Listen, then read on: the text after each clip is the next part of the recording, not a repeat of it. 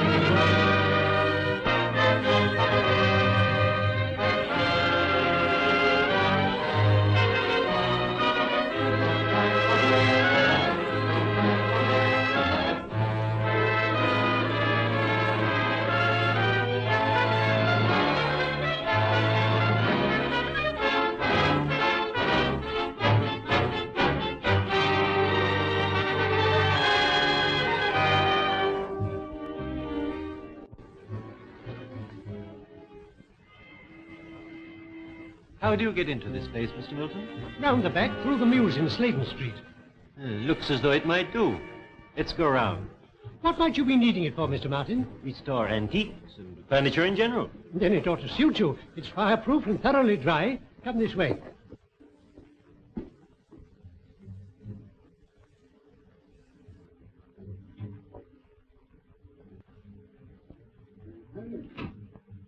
What's left of the booking office now? Well, Moran, Mr. Martin seems to have done his work very satisfactorily. I carried out your instructions on the letter, Professor. Now, Moran, let's get our bearings. That wall, I take it, faces Peldon Street. Exactly. Originally the main entrance to the station. And the lift shaft? Here, on this side.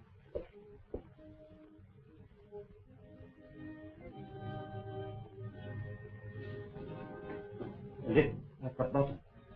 80 feet below. Quite a drop. Eh, Moran? The power was cut off, of course, when they closed the station.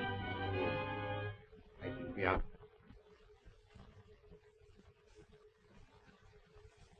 How about lunch, Mr. Holmes? What do you fancy? A nice little bit of boiled cod? My dear Mrs. Hudson, life is sufficiently dull at the moment without adding boiled cod. But there's nothing better for an invalid. Yes, but I object to being referred to as an invalid, Mrs. Hudson. I'm a little run down, possibly, but... So I should think. With all the tobacco you smoke, you'll be getting nicotine poisoning next. Well, in that case, Mrs. Hudson, I shall always stick to you. Oh, Mr. Holmes. That'll be the doctor.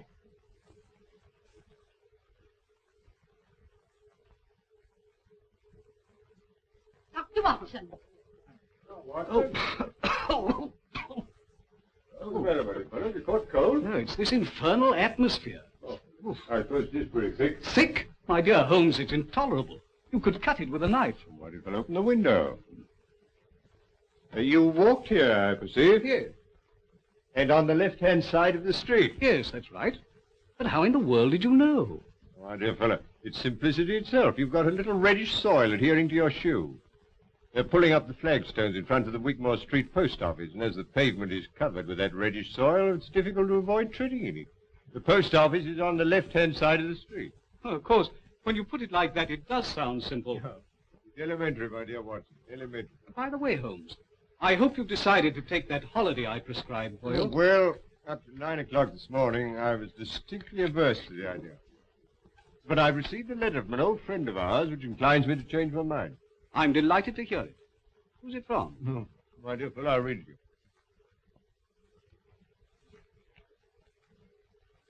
My dear Holmes, I'm sending you and the doctor yet another invitation to visit me here.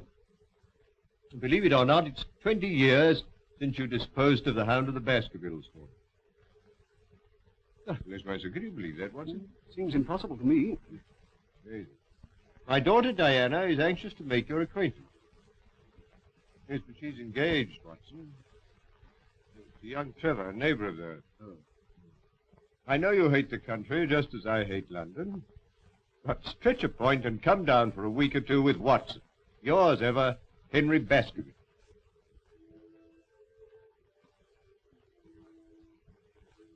Father's asked Sherlock Holmes to come here for a few days. Why? Family hound come to life again? Oh, don't be absurd. Hello, you two youngsters. Oh, Dad, do you really think there's any chance of Mr. Holmes coming here? Well, as you know, I haven't been able to persuade him in the past. For the post, sir? Oh, thank you, Jack. Holmes is a creature of habit. He likes to bury himself in Baker Street and work out his problems with the aid of, I don't know how many ounces of tobacco a day. I must say I'd like to meet him. He sounds a terribly brainy sort of chap. I wonder if he's any good at spotting winners. No. Holmes's hobby is spotting criminals, Jack. I don't think racing's quite in his province. Well, Watson, what about it? Could you get away for a fortnight? Yes, I think so. The hoped-for epidemic of measles hasn't materialized. Things are rather slack. I could get a locum to carry on for me. Good. And I will stretch a point and write to Baskerville. Lestrade, sir. Ah, good morning, Lestrade. Anything important on hand? Morning, Mr. Holmes. How are you, Doctor? You've the air of something unusual having occurred. Well, yes, Mr. Holmes. Well, tell me about it. Look, you find a cigar on the table. Thank you. I'm leaving London. Well, God bless my soul. This is a very sad development, Watson. With Professor Moriarty, that Napoleon of crime, still at large. You and your Professor Moriarty, Mr. Holmes. He seems to see his hand behind every other crime on the calendar. The Yard doesn't share your views, I'm afraid. They think it's all moonshine. Well, moonshine's a brighter thing than fog, Lestrade. However, tell me where you're going. Exeter. Exeter? Oh. Promoted Chief Inspector. Reorganizing the traffic, I presume. No. Barchester races. Half the West Country turn up.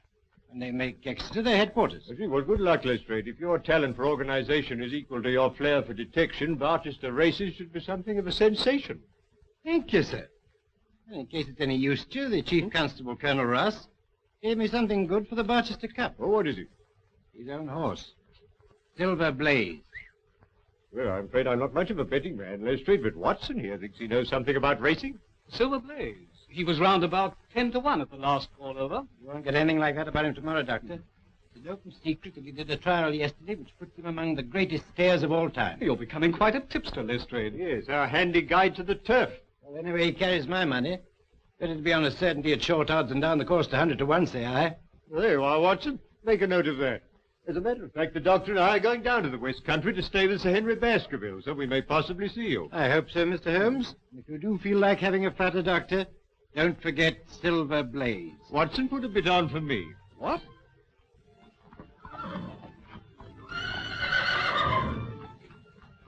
Looks fit enough, Colonel. Best horse I ever owned. Hey, Straker? You're right, sir. It'll take a good one to beat him. You fancy Lord Manston's horse, don't you? Desborough, yes, I have got a bit on him. We'll see how they stand at the betting tomorrow. There's a call over today at the Victoria Club. We'll probably hear all about it tonight. Oh, before I go, could I have a word with you alone, Colonel? Certainly. What is it? Well, I want to ask you a favor. I hope you won't mind. Could you lend me... Well, I really want £500. Monkey. That's pretty cool, isn't I'm it? in a devil of a hole, or I wouldn't ask for it. Yeah, but why come to me? Why not Sir Henry Baskerville? Well, it's to do with racing debts, and Sir Henry's terribly down on racing. Well, have you tried your bank? You've got security. Mortgaged up to the hilt. Oh, well, what about one of those financial firms? No, that's no good. I've been dealing with old Bingham. He won't spring another fiver. What, Albert Bingham, the moneylender? Oh, I'm sorry. There's nothing doing. Well, thanks all the same.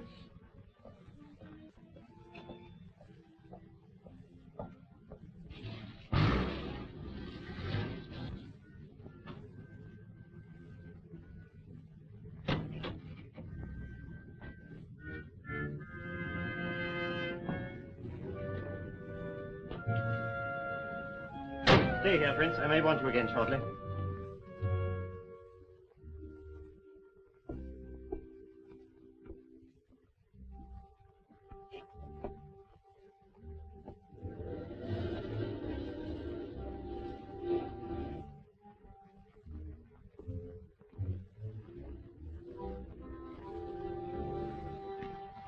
Those instructions, Barton.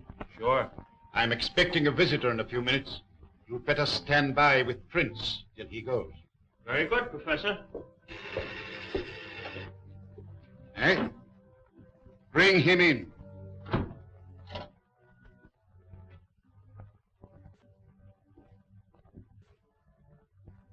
Sit down, Mr. Stanford.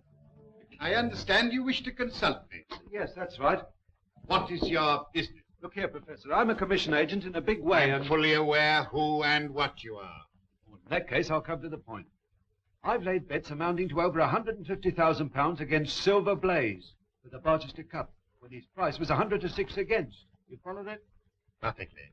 His trial yesterday proves he's a smasher, a world beater. At the call over at the Victoria Club tonight, he finished up a firm favourite at 7 to 2 against. I can't lay off anything to speak of, so to cut a long story short, if Silver Blaze wins the cup, I go out of business. I see. And you wish me to arrange that Silver Blaze does not come under starter's orders. Is that it? Exactly. I must confess that this is a somewhat unusual experience, even for me. I've had some little association with the turf, really as a form of recreation. And I have found in general that bookmakers are an honorable body of men. See here, Professor, I haven't come here... Sit down! I presume you are aware that what you are asking is out of my usual line of business. I thought you were prepared to take on anything for a consideration. Quite. Depends on the size of the consideration. Well, I've told you what I stand to lose. What's your price? £10,000. Pretty steep, isn't it? It's not my custom to argue about these matters, Mr. Stanford. Take it or leave it. Very well. Then that settles it. Now, Mr. Stanford, a few details. Where is the horse trained? King's Pyland, Dartmoor. Colonel Ross's training stable. Ross. Very good. Now give me all the information you can about the Colonel's employees and their neighbors on the moor. You know anything about them? Yes, it so happens that I do.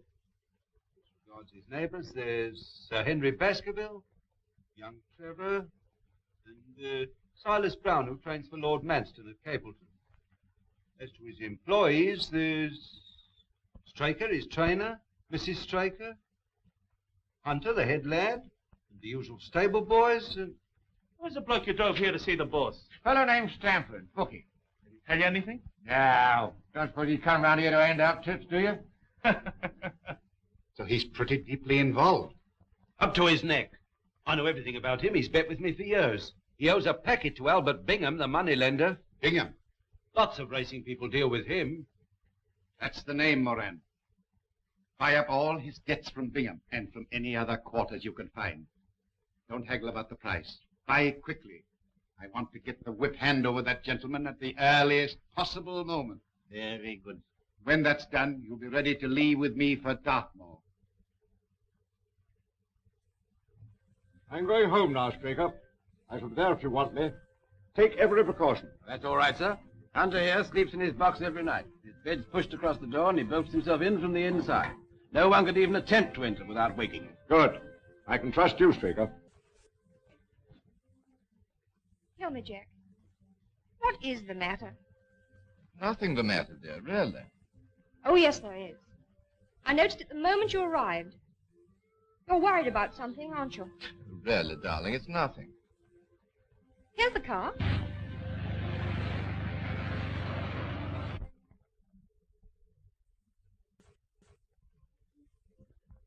They're here, Dad. Arrived, have they? Good. Well, here we are, Watson. Come along.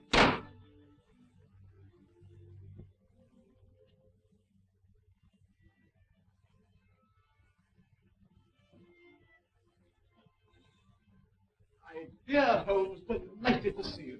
We're delighted to come. And you too, Doctor. Oh, that's very kind of you. Dad, looking at you both, I can't believe it's 20 years. Oh, you flatter us. Now, come along. I want you to meet my daughter. Oh, thank you.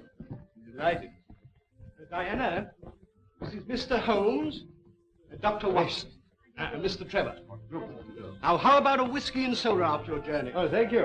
I'm sure that's what Dr. Watson would prescribe. Well, if I did, you'd automatically refuse to take it. He grows more obstinate with the years, Baskerville. That's the way with most of us. Well, make yourselves comfortable. Oh, thank you. Well, now, Baskerville, tell me something about yourselves. Oh, no, Holmes. That won't do. You've got to do that. Carl's been promising us all a treat, Mr. Holmes. We shall see you in action. Yes, with Sir Henry as the victim. I mean that we should see Mr. Holmes do his stuff. His stuff? This is a modern expression, Watson, signifying to display one's talents. That's right. I want Mr. Holmes to tell us what Father's been doing for the last 20 years, just by looking at him. You evidently have great faith in my abilities, Miss Baskerville. But I'm afraid there's very little data. I merely observed that since we last met, your father has taken to billiards, and that he's recently played 100 up with Mr. Trevor. Absolutely correct, Holmes, but how... Oh, my dear fellow, it's simplicity itself. I observed that both you and Mr. Trevor have traces of blue chalk between the forefinger and thumb of your left hand, which is put there, obviously, to steady the cue. There. I hope that satisfies you, Diana. Well, I expect you'd like to see your room. I'll show you, Mr. Holmes. You'll stay and dine, Jack? Thanks. If you'll take me as I am and don't mind my rushing off immediately afterwards, I've got to ride over the moor to King's Pyland. I'm trying to get Straker to persuade Colonel Ross to buy one of my ponies. Oh, that's all right, my boy. Come along.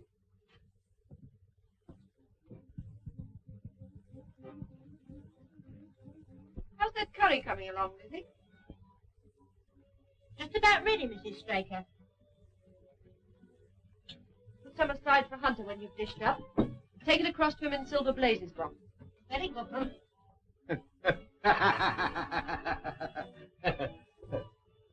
Everything all right, Hunter? Yes, thank you, sir. I do hope Mr. Straker isn't late. He specially asked for curry. Oh, you shouldn't be long now, ma'am. Dinner's ready, Jim. All right, I'll just go and have a watch. Lizzie, don't forget Hunter's supper. Oh, no, ma'am. I'm keeping it hot for him. All right, then you can bring ours in now. Very good, ma'am.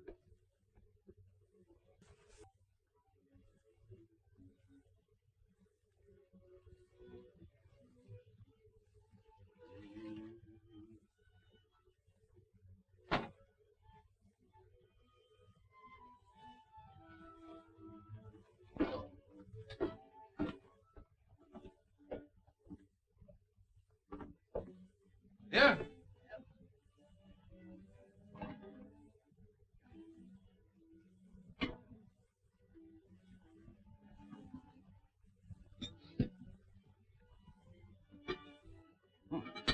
Smells good. All right? Yes, but you only just came in time. Well, I've had a lot to attend to. Is the Colonel coming over again before the race? He didn't say so. He was quite satisfied when he arranged the time. Who are you sending in the horse box at Silver Blaze? The Hunter, of course. And Simpson will probably follow along with him. What's the betting on Silver Blaze now? 7-2, I think it was, the last call over. Here's your supper, Ted. Thanks. Night, Ted. Bye-bye, Liz.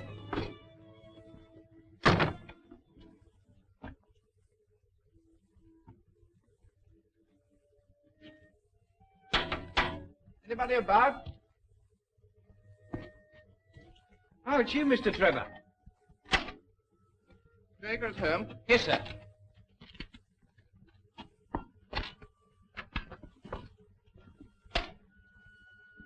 Look out for the mare for me, will you, Simpson? Very good, sir.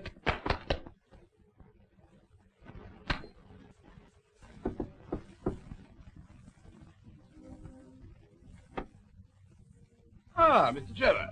Trevor not butting in. Not a bit. Come in. Called round to have a chat about that pony. Sit down. Have a drink? Please. Whiskey?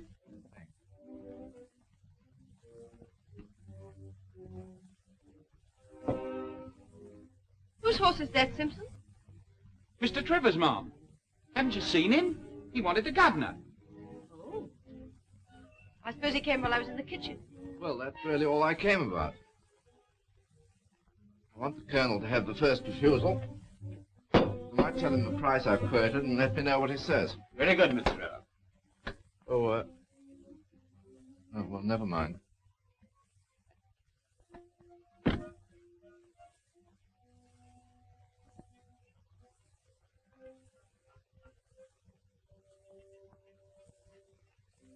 Harry. you been? Oh, just returned round the yard. Ah. You have a look at Silver Blaze? No, I just went for a breath of air. By the way, Silver Blaze doing another trial tomorrow. Yes. But the last before the race. Oh, well, I'm for an early night. Doesn't seem to be much to stay up for.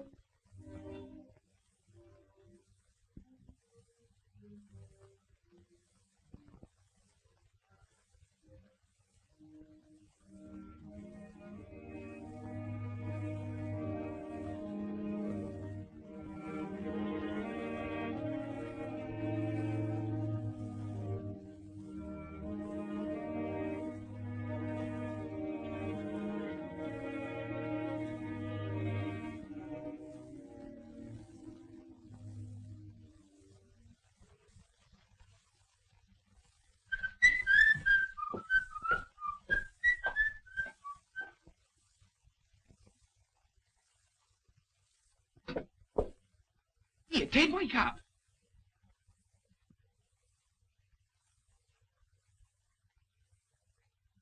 Who's that?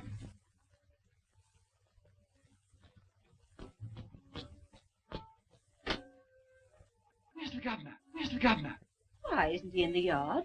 What's up? Is anything wrong with Silver Blaze? He's gone. Gone? Yes. And Hunter's dead.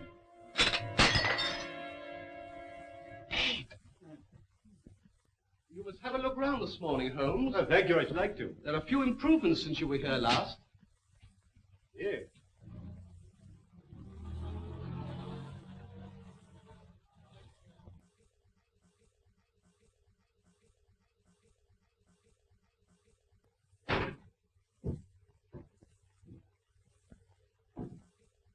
No, why, it's Ross. Who's there with him? Well, unless I'm much mistaken, that's my old friend Lestrade. Recently a member of the London police force, now transferred to Exeter. Hello, Ross. Morning, Baskerville. This is an early visit. Well, Lestrade, I didn't expect to see you so soon. You are Mr. Sherlock Holmes, I presume? Yes. And this is Dr. Watson. How do you do? I was told I could find Mr. Trevor here. Why, yes. Here is Mr. Trevor. Ah, I want a word with you, Mr. Trevor. See, Ross, what's happened? There's the devil to pay, Baskerville. Last night, Silver Blaze was stolen. Hunter, my head lad, poisoned, and Straker has vanished. What's that got to do with Jack? That's what I'm here to find out. Well, perhaps we'd better go indoors. Come along, Ross. Now, Mr. Trevor, I'm in charge of this case, and I want to ask you a few questions. At the same time, I must warn you that anything you say may be used in evidence. You were at King's Pyland last night. I rode over from here after dinner, yes. Why were you over at King's Pyland, Mr. Trevor? See Straker about the sale of a polo pony. At all? Yes. Why? You didn't make that an excuse to try and get information from the stable boys about Silver Blaze, for instance. What the devil do you mean? Not interested in Silver Blaze, perhaps. I'm interested in the race, certainly. So are thousands of other people. Now, Mr. Trevor. Just one moment, Lestrade, if you would allow me. Mr. Trevor, you say you discussed the sale of a polo pony with Mr. Straker.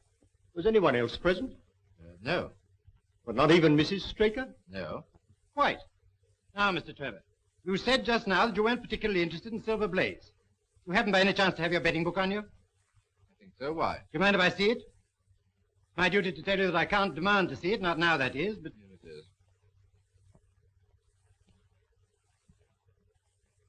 it is.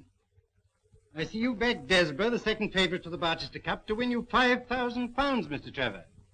5,000? But, Jack, you told me you only had a few pounds on it. I'm sorry, dear. I had my own reasons. Before you go any further, Lestrade, may I ask if it's your intention to apply for a warrant against Mr. Trevor? Not at the moment, Mr. Holmes. It's my duty to warn him. I'm in your hands, Inspector. I won't run away.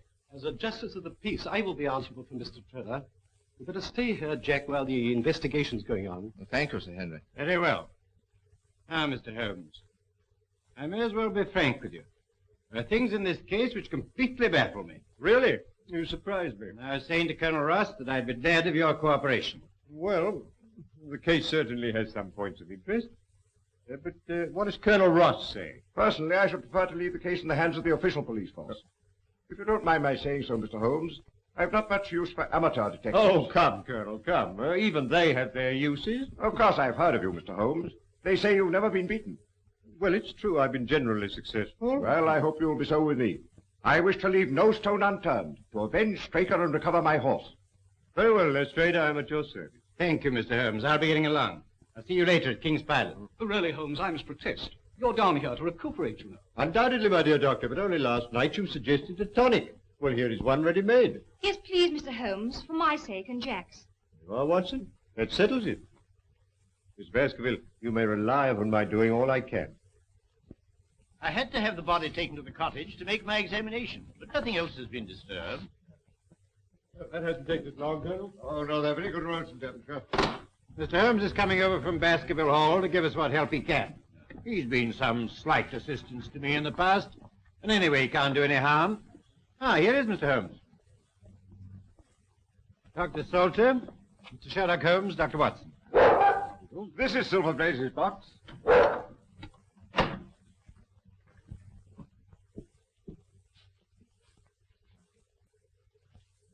What, in your opinion, was the cause of death, Doctor? An overdose of powdered opium. In that case, he would have died in his sleep. That is so.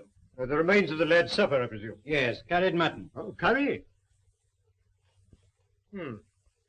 That's significant, Lestrade. I don't know, Mr. Holmes. Any food containing sufficient poison could cause death. Oh, would it really? Really, I hadn't thought of that. Now, look, you misread my little monograph on the whole art of poisoning. Did the people of the house partake of the same dish without any ill effect? Yes, Mr. Holmes. Well, then what is your theory? That Mr. Trevor, while standing at the open window, passed his hand through and placed the poison in the curried mutton? Exactly, and quite easy, as you can see. Well, and then what? He opened the door with a duplicate key, took out the horse, and led it to some secret hiding place? The evidence against him is very strong. Well, it's purely circumstantial. It would be equally easy for the murderer, with the aid of a stick or a hunting crop, to pull back the bolt of the door. Yes, it is. Yes, quite easy, as you say, Leslie. Where is the stable boy who discovered the crime? Somewhere outside in the yard. Would you let me see him? Certainly, I'll fetch him.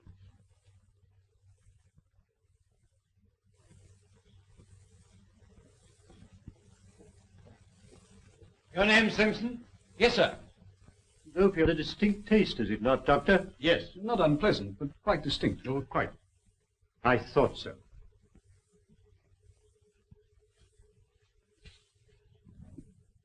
Oh, is this the boy? Yes. Now, my lad, you say that Mr. Trevor dismounted at the gates and asked you to water his horse. Yes, sir. And then? He went towards the cottage, sir. And in doing so, he would, of course, have to pass Silver Blaze's box. Yes, sir. He went along that side. But you didn't actually see him pass the box? No, sir. I had my back to him. Yes. Thank you, that'll do. You can go back to your quarters. Very good, sir. Would you like to question Mrs. Straker, Mr. Holmes? Not at the moment. But by the way, Colonel, there's another training stable. Quite close, I believe. Yes, Capleton. Silas Brown trains Lord Manston's horses there. Lord Manston's Desborough's second favourite. Yes. Oh. Then, with the exception of Baskerville Hall and Trevor's place, your only neighbour would be Silas Brown. Yes. I phoned Brown at once on the discovery of the crime. He knows nothing. Oh. Oh, and there's nothing to connect Mr. Trevor with the Capleton stable. Nothing. By the way, Colonel, have you an old shoe of Silver Blaze? Yes, here.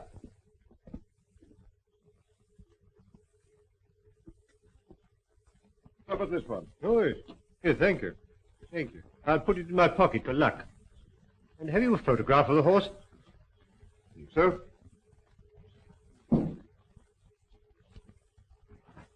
This too? Perfect. Thank you. Do you mind? Not at all. Now, Watson, let us transfer our activities to the moor.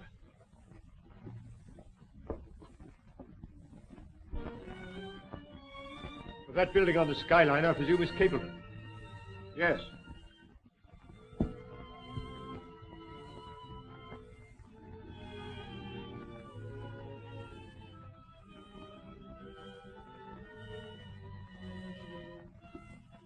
Look, there's an imprint of a hoof here. Slight but quite distinct.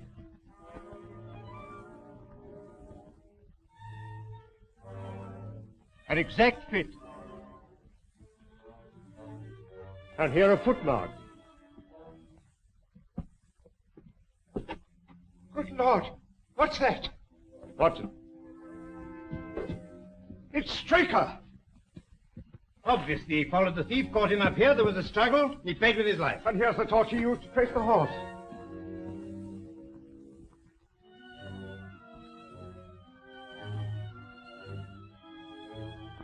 This is a very singular knife. Surely this is something in your line, Watson. Oh, yes. It's what we call a cataract knife. Yeah. As I thought. Devised for very delicate work. It's a curious weapon for defense. Lestrade? The best he could lay hands on at the moment, I suppose. Yes. Yes, very possible. No trace of blood, I perceive.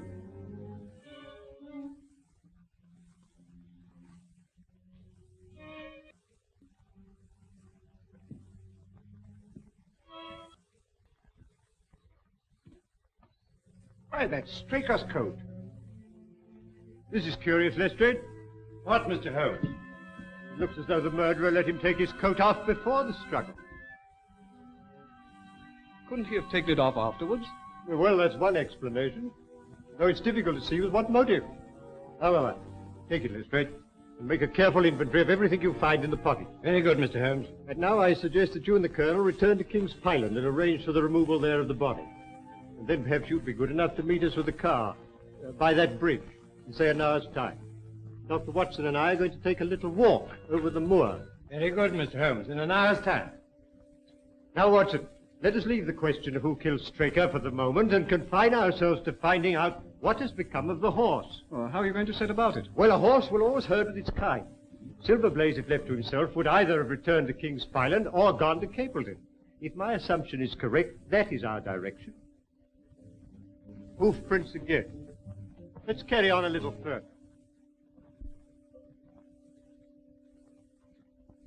Look, Watson. Look here. Here's a man's footprints beside the horse's. A man wearing square-toed boots. Well, the horse was alone before. Precisely. It was alone before.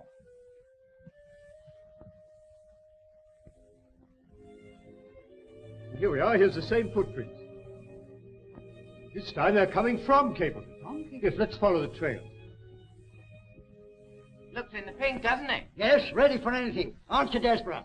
Let's see. What is in the betting today? 5-1, second favourite.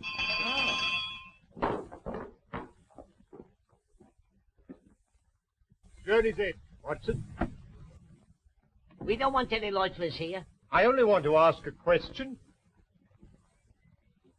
Am I too early to see Mr. Silas Brown? Well, I don't know, sir. He was up rather late last night. What is Dawson? No gossiping. Get on with your job. Very good, sir. And what the devil do you want here? 5 minutes talk with you, my good sir. I've no time for talking. And we don't want no strangers here. This is a matter of vital importance. It's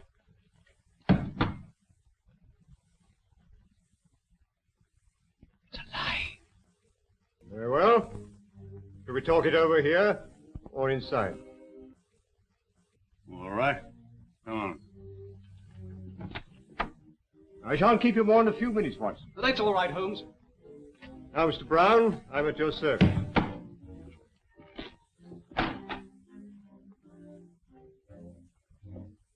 Well, I'm glad you realize that it's no use trying to bluff me.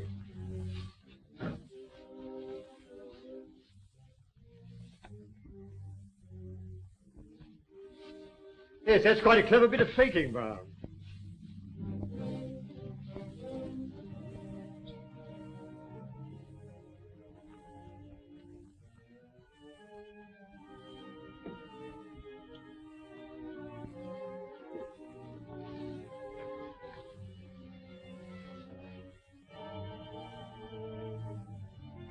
So don't give me away. I'll return the horse. Very well. But providing you do as I tell you.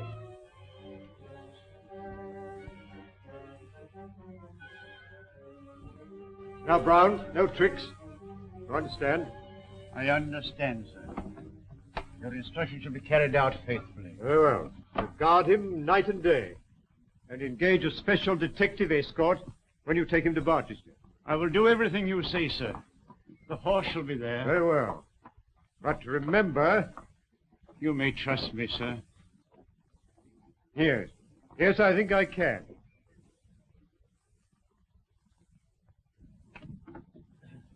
I'm sorry to keep you, Watson. Oh, that's all right. Well, a more perfect compound of the bully and coward than Silas Brown I've seldom met with. The horse is there, then? Yes. Of course, he tried to bluff it out.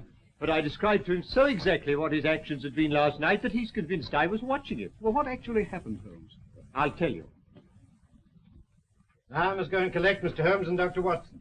I must say I haven't much hope of their having found the horse. I'll be here when you come back.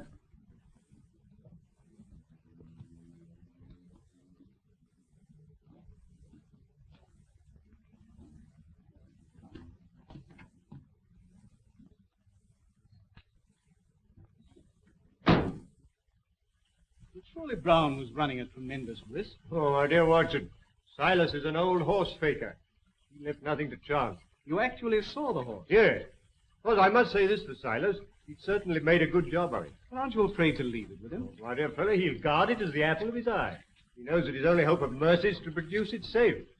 Horse stealing is a serious crime. Colonel Ross doesn't impress me as a man who'd be likely to show much mercy in any case. Well, the matter doesn't rest with Colonel Ross. I follow my own methods and tell as much or as little as I choose. I don't know whether you've observed it, Watson, but the Colonel's manner to me has been somewhat rude.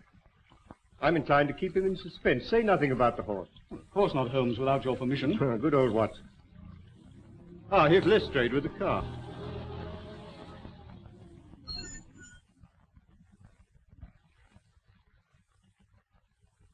Well, Mr. Holmes, seen anything? Yes, we've seen some very interesting things, Lestrade. Boots. Boots? Yes, square-toed boots. Where now, Mr. Holmes? Straker's cottage, please. I hope Mr. Holmes won't be long. I want to phone the story through in time for the 6 o'clock edition.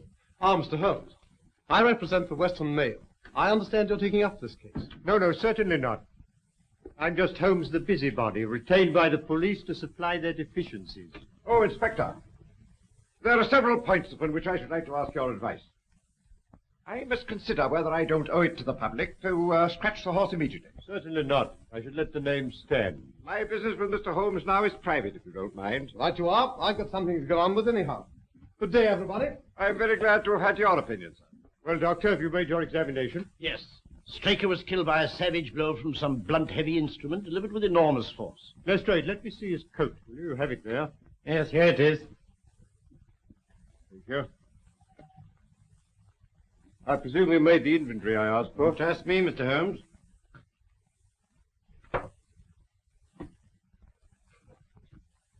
Letter in envelope. London postmark. Pipe.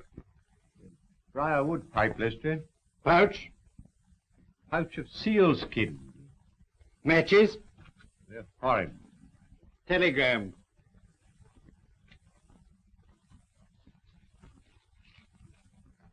Handed in at Coombe Tracy. Let's see what the letter says first. Bingham & Co. Financier. 22A Bond Street, London, W1. J. Straker, Esquire, King's Pyland Stables, Devon. Dear Sir, please receive this as official notification that your commitments to us, secured by 6 promissory notes, were today purchased by Mr. Leslie Martin of 15 Lamb Street West, to whom you are now accountable. Yours faithfully, Bingham & Co. Our friend Straker seems to have been somewhat financially embarrassed. Now for the telegram. For Cup Final, send instructions. We'll meet you as we agreed. Martin. I think Mrs. Straker might be able to help us here. She's in her room. I'll fetch her. Thank you, Doctor. I don't think she'll be much assistance, Mr. Holmes. Apparently she and Straker went to bed about the usual time. When she woke up in the morning, she found it gone. Still, I'd like a word or two with her, Lestrade, regarding her husband's habits. No one like a wife, I'll tell you that. Watson? Yes, quite. You remember I have these, Lestrade. Pray don't think it a liberty. Not at all. You're welcome. I see nothing in them.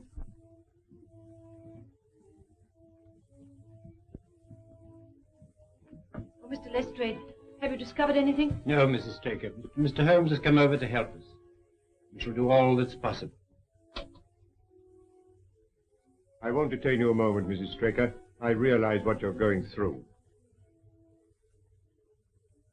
I just want to ask you this. Are you by any chance a light sleeper? Yes, Mr. Holmes. As it happens, I am. I noticed a dog in the yard. Does he sleep out there at night? Yes, always. He's a very good watchdog. You didn't by any chance hear him barking during the night? No, I didn't. No. No. Just one other thing.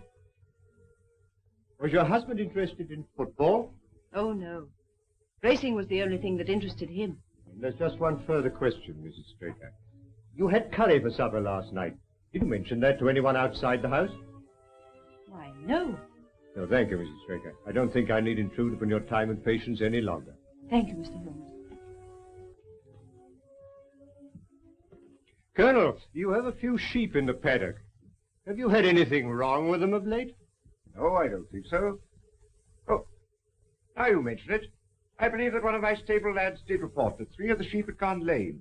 Ah. Why do you ask?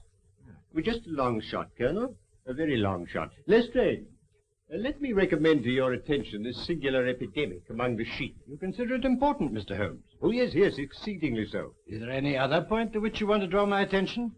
Well, to the curious incident of the dog in the night time. The dog was perfectly quiet in the night? No, that was the curious incident. Oh.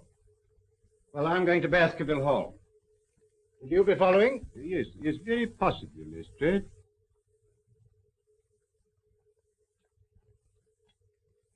Hello. Hello. Hello. Could you please give me Coombe Tracy Post Office? Yes. Yes, I'll hold on. Coombe Tracy is a small village, is it not? Yes, just a hamlet.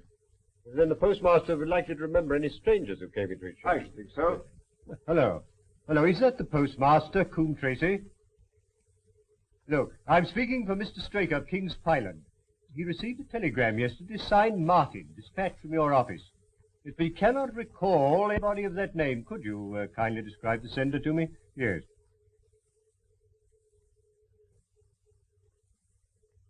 Oh, there were 2 of them. I see. Thank you. Thank you. I'm very much obliged to you. You think the telegram's important? Very much so, Watson. Well, au revoir, Colonel. We've had a charming little breath of your beautiful Dartmoor air. Then you despair of arresting the murderer of James Straker? Well, there are certainly grave difficulties in the way, but I've every hope that your horse will start, and I beg you'll have your jockey in readiness. And you've nothing definite to tell me? When we meet at the races, Colonel.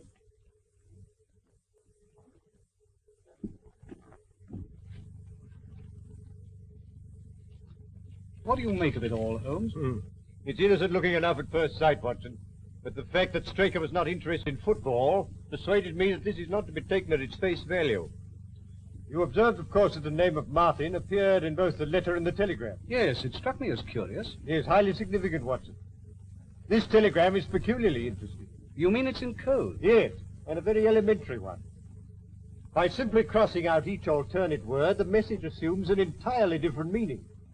Instead of a request, it becomes a peremptory order. Final instructions. Meet as agreed. Martin. What did the postmaster at Coombe Tracy tell you?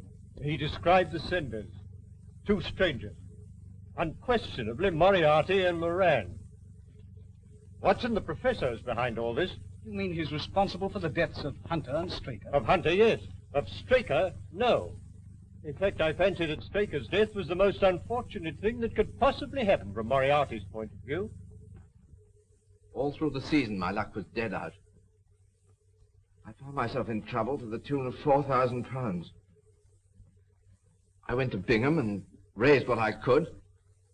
And as a last plunge, I've backed Desborough to win me 5,000. Make or break. Well, why didn't you come to me, my boy? Well, you're not a betting man, Sir Henry, and I was afraid you wouldn't understand. That's why I kept it dark, even from Diana. And now that loathsome inspector. Oh, come now, it's no use calling him names. In view of these bets, he'd every reason to be suspicious. I don't care. He's a thoroughly nasty person. I disliked him from the first moment I met him. Inspector Lestrade. Any news, Inspector? Yes, very grave news, Sir Henry. We found Straker's body. Body? Do you mean he's... Murdered. On the moor about a mile from King's Pyland. Sherlock Holmes takes up the case. Sherlock Holmes, Moran. Once again, that man is crossing my path. What's this news mean, Professor? What's gone wrong? What does this man Holmes know? I tell you, if Silver Blaze goes to the post and he's fit... There is a big difference, Mr. Stanford, between a horse going to the post and winning the race. You've had my assurance. I am not in the habit of failing my clients. Moran, tell Barton to take Mr. Stanford home, then come straight back. Yes, sir.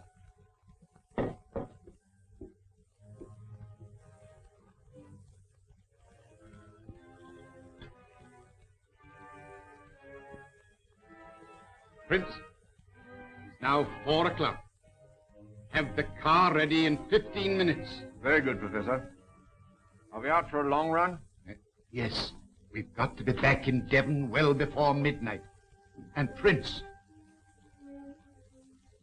we'll need the gun. Okay.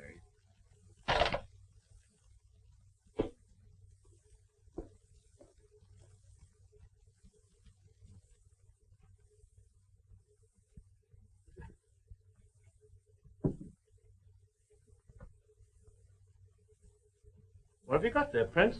Oh, you haven't seen this little gadget before, have you? No. You hadn't joined us when it was last used. Let's have a look. It's a magazine air gun, absolutely silent and immensely powerful. Made specially for the Professor by a well-known foreign gunsmith. Seems you're going to use it again. Oh, there you are, Barton. I want you to take Mr. Stanford home. Yes, we're in deeper waters than you think, Lestrade, but we must take the case one step at a time. Now, I've progressed so far, I'm glad to say, as completely to exonerate Mr. Trevor. You've got to convince me, Mr. Holmes. I've every hope of doing so.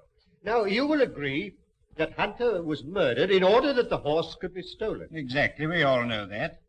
When I examined the remains of Hunter's supper, I remarked on the fact that it consisted of curry. Yes, but I still don't see. Well, perhaps I can help you to see. And one or two other things as well. That was the first link in my chain of reasoning. Hunter was poisoned with powdered opium, and powdered opium is by no means tasteless. Well then, Mr. Holmes, why didn't the boy notice? By no means tasteless when mixed with any ordinary dish. Curry was exactly the medium which would disguise that taste. So, you remember that I asked Mrs. Straker if she told anyone they were having curry for supper that night, and she replied, no. Yes, I remember you putting that question. Well, it's surely too monstrous a coincidence to suppose that Trevor happened to come along with powdered opium on the very night when a dish was served which would disguise its flavor. That is unthinkable, Lestrade. That certainly is a strong point. And there's a further point, even more significant, Lestrade. The silence of the dog. Though someone had been in the stable and fetched out the horse, the dog had not barked enough to arouse Mrs. Straker, who was a light sleeper. Obviously, the visitor was some member of the household. Then what do you make of it, Holmes? One thing for certain. Trevor becomes eliminated from the case. Well, I confess, Mr. Holmes, in view of what you say, I don't know what move to make. Make no move at the moment, except to assure Mr. Trevor that all suspicions of him were unfounded. We're old friends. As wrongfully to arrest the future son-in-law of Sir Henry Baskerville. I appreciate that. I'll speak to Mr. Trevor. Who's that taking my name in vain? Ah, Mr. Trevor. I've just had a little chat with Mr. Holmes, and I'm glad to say that he sees eye to eye with me. You quite understand that at the commencement of this case, it was my duty to follow up any clue, however slight. I don't mind telling you now that I never seriously suspected you. Well, he can't say fairer than that, can he? Well, I'm very glad you feel that way about it, Inspector. Yes, I still don't see how it helps us. Who did put the opium into the curry? Who did steal the horse and kill Hunter and Straker? My dear Lestrade, it's a capital mistake to theorize for you of all the evidence. It biases the judgment. Then you're not going to tell us anything, Mr. Holmes? Well, not at the moment, Miss Baskerville. There's one other link in the chain to be tested, and to do that, I'm afraid we must return to London tonight. Tonight? Yes, Dr. Watson and I are sorry to have to run away like this. Well, there's nothing before the midnight train from Exeter. Dinner will be ready in a few moments. You've heaps of time to dine here in comfort before you go. Well, thank you. I shall be delighted. I hope you'll stay and dine too, Inspector. Oh, thank you, sir.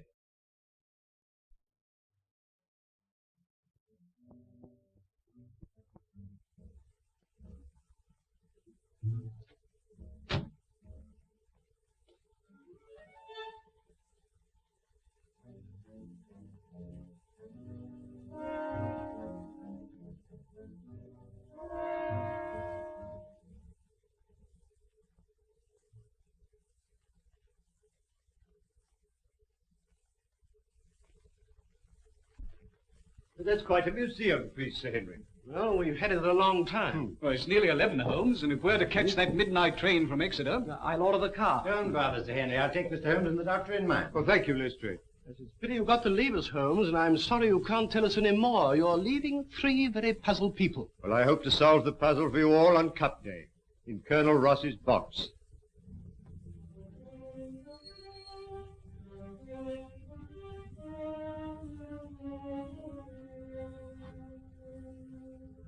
What's happening? I think he's going, Moran.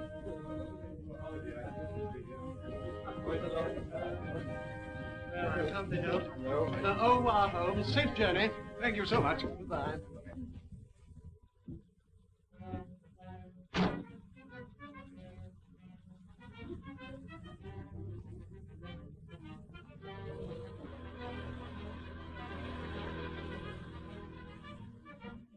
Quick, back to the car.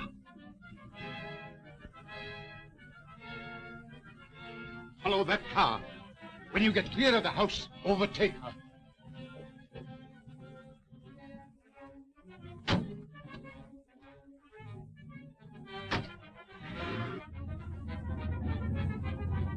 I've the strongest reasons for thinking that Professor Moriarty's the brains behind this crime. You know, he seems quite an obsession with you. But you still don't believe in the Professor? Frankly, Mr. Holmes, I do not. Another few yards, Moran, then let them have it. Oh, no. There's a car following us. Quick, down for your life.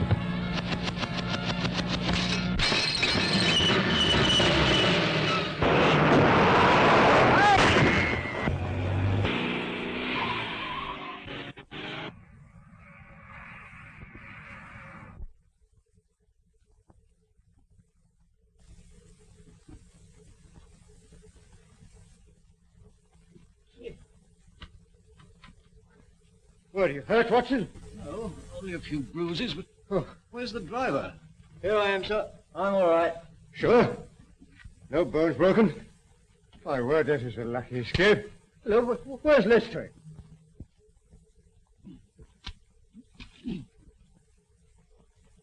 Watson, you see Lestrade? Lestrade!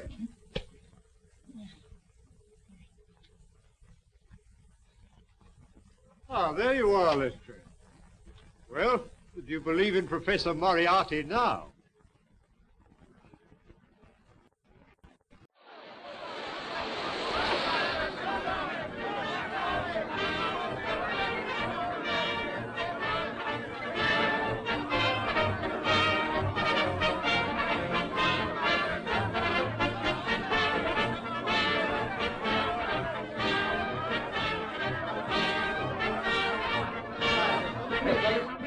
Silver Blaze? 61. I'll take £60 to 10.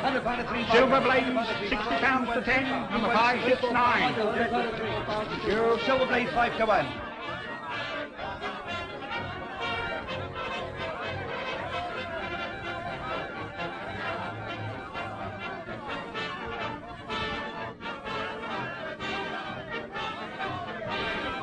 May I borrow your glasses, Mr. Holmes?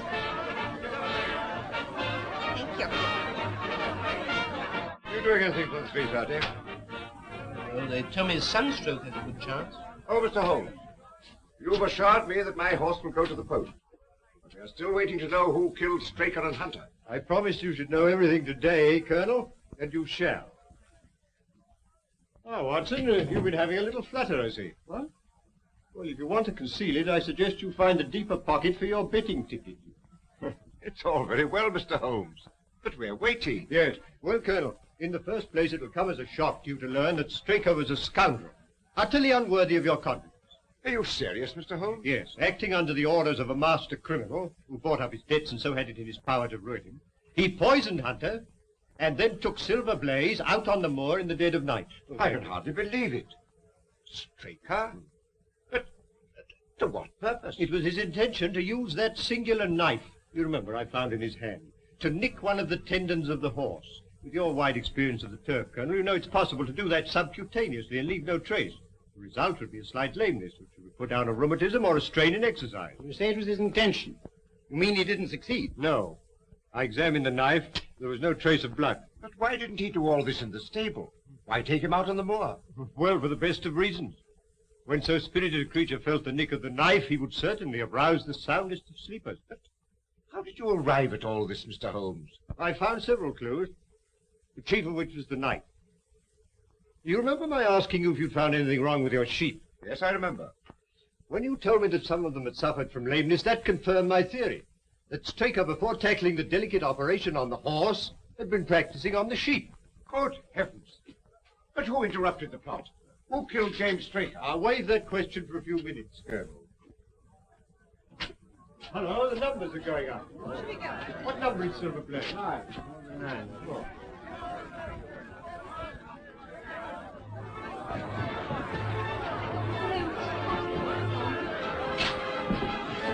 Two, 3, 4, 5, 6. Button number 6. Why, my jockey's riding another horse. Silver Blaze doesn't run. Look, Holmes. Silver Blaze doesn't run. There's been a mistake. The 6 should have been a 9. Mr. Holmes, I relied on you implicitly. Yes, and you may still do so, Colonel.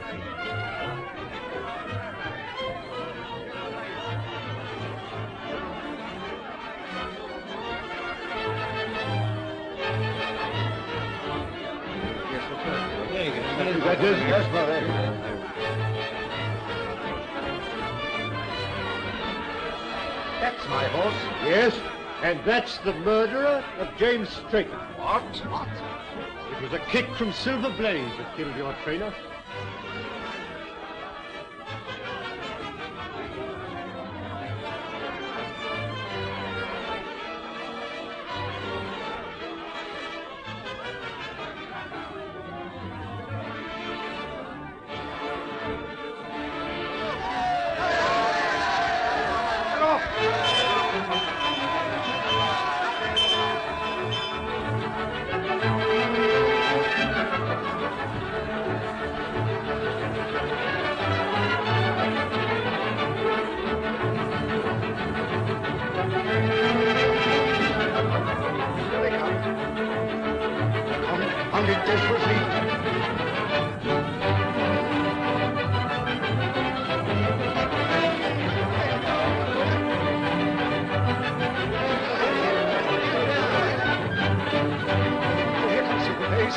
Come on, Silver Blaze! Come on, Silver Blaze! They're neck and neck!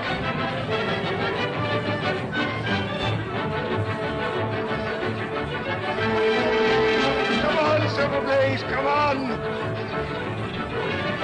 It's my race! It's my race!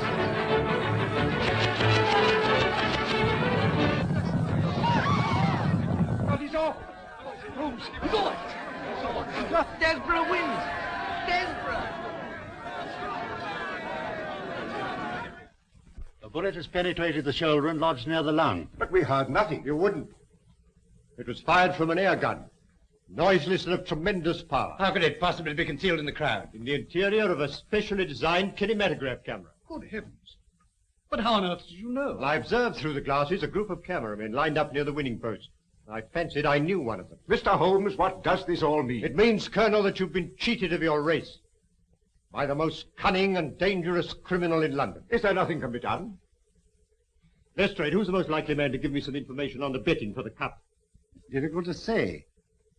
Old Sam Silver's a member of the Victoria Club and a good friend of mine. Where can we find it? It's 100 to 1. It's in the Champagne Bar at this moment.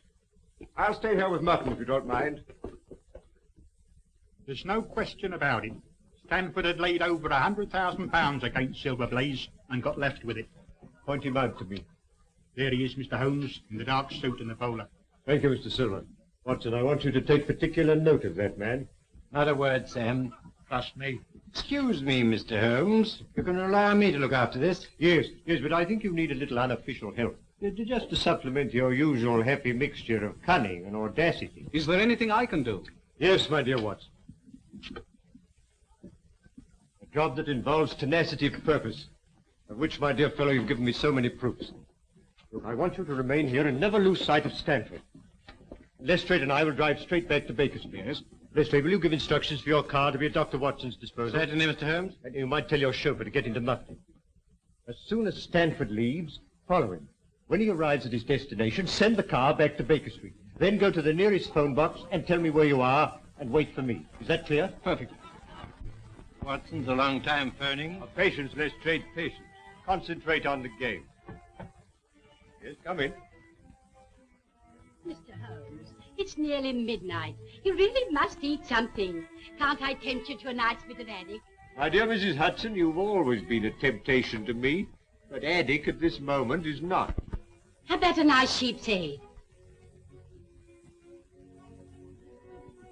No, thank you, Mrs. Hudson. I suggest you go to bed, Mrs. Hudson. Oh, very well, sir.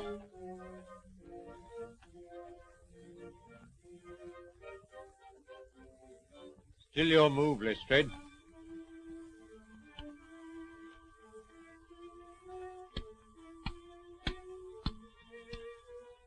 My mind's not on the game, Mr. Holmes. I wonder what has happened to Dr. Watson. Well, now, let's see. It was 5 o'clock when we left the course, and it's now... Well, now it's nearly midnight. We ought to hear something soon. But tell me, Mr. Holmes, why did you leave Dr. Watson to do the trailing? Why not yourself? Because, my dear Lestrade, when you set out to draw a badger that's gone to earth, you send a ferret down after it, while the man with the gun remains outside. Professor Moriarty is the badger, Dr. Watson is the ferret, and I, my dear Lestrade, am the man with the gun. I see. And Stanford? Well, Stanford, if he's a wise man, will go straight to Moriarty with whatever price he's paying.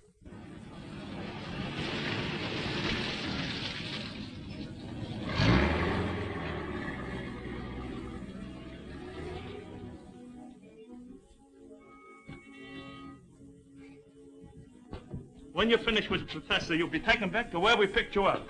You got the necessary on you, I suppose? Yes, of course. Okay.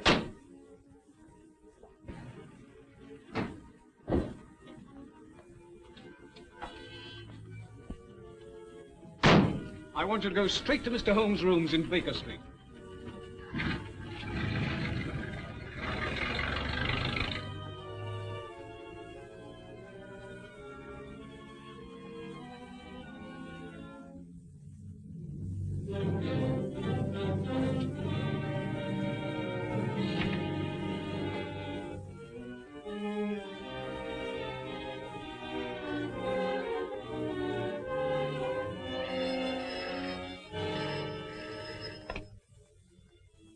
Yes. Is that you, Holmes? Watson speaking from Sladen Mills.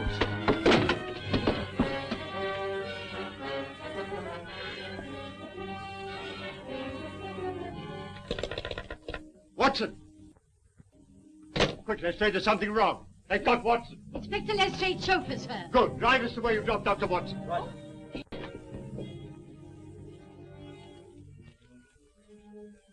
Quite correct, Mr. Stanford. I must say this case has proved more intricate than I anticipated. It should have been worth a trifle more. However, perhaps next time. You may go. Barton? Yeah.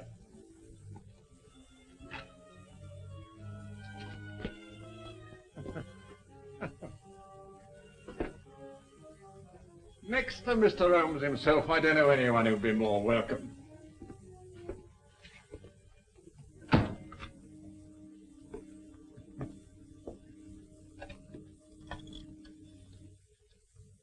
Hello. Professor? Who do you think I got here, of all people? No. Dr. Watson. Eh? Watson, did you say? Dr. Watson? What's he doing here? Moran. Yeah. Yes. Caught him prowling around the yard. Shall I bring him in? No, not just yet, Prince. I'll leave him alone with his thoughts for a while. Nothing like a little suspense. I imagine that 3 weeks' wait for the hangman is infinitely worse than the final interview. Eh, Moran?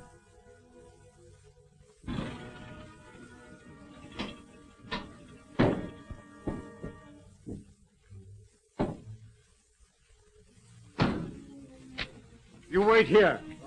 Come, Lestrade. This is the news.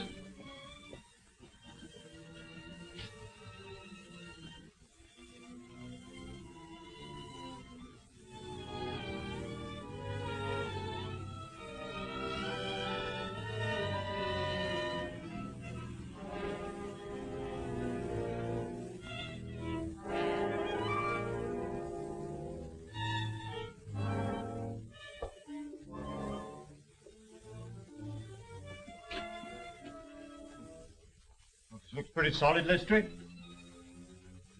What building is this? This must be the back of the old Pelton Street Tube Station.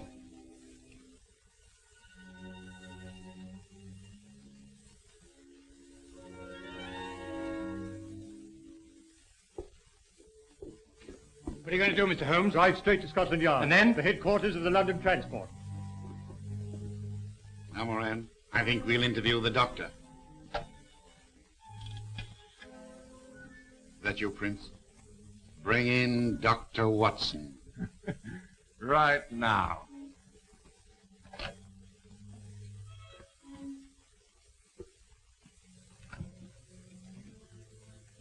Now then, Doctor.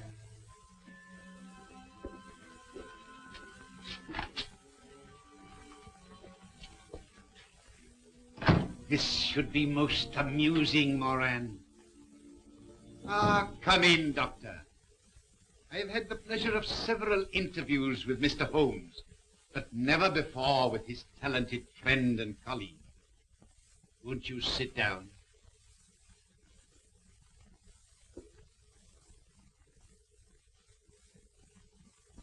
May I ask what you are doing in this neighborhood? I'd good reason to think it was your neighborhood, Professor.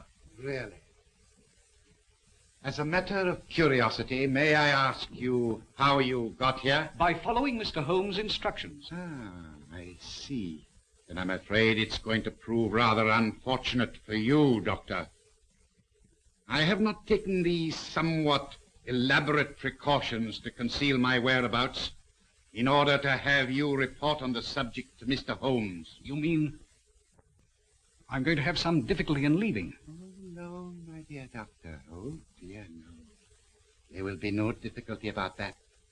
But you will leave by the way I shall indicate.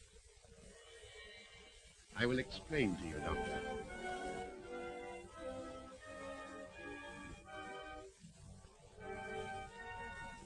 You are now in what was the Pelton Street Tube Station. Behind that panel is the lift shaft. It's a sheer drop of 80 feet. If you have any last message to send to Mr. Holmes, I will see that it is delivered. Sherlock Holmes will fall a reckoning with you, Moriarty, without any reminder from me. So that is your last word.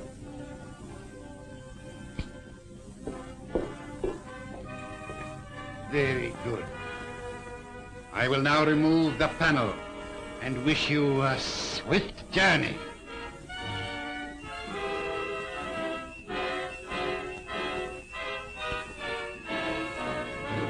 Don't move, any of you. Huh? Except you, my dear Watson, who I'm sure will be more comfortable with us. You must excuse me for trespassing on your private property. I've had the lift put in order again. You clever... no compliments, please. I arrest you, Robert Moriarty. On what charge? For being concerned in the murder of the stable boy Edward Hunter. And for an attempt on the life of Mr. Sherlock Holmes, Dr. Watson, and... That'll do to go on with, Lestrade. When the professor has answered to those charges, there will doubtless be a number of others to occupy his attention. Listen, Holmes. There's no prison can hold me. You know, I almost wish that were true, Professor. Life would be very dull without your activities. Watson, might I trouble you for a match? I think our quiet rest in the country has been a great success. Damn you, Holmes. Ask you. Well, it's the most amazing case we've ever solved, Holmes. Elementary, my dear Watson. Elementary.